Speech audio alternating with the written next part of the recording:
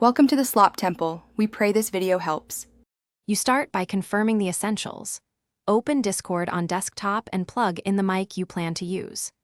Once done, go to User Settings and select Voice and Video so you control input and output devices.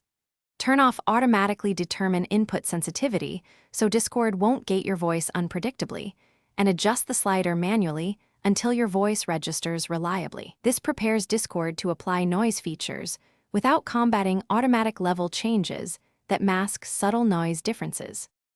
Next, enable a noise suppression option in voice and video. You'll see choices like NVIDIA RTX Voice or Crisp. Pick one that matches your hardware.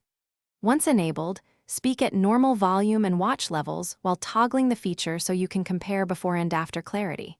If your speech sounds clipped or hollow, reduce input sensitivity slightly.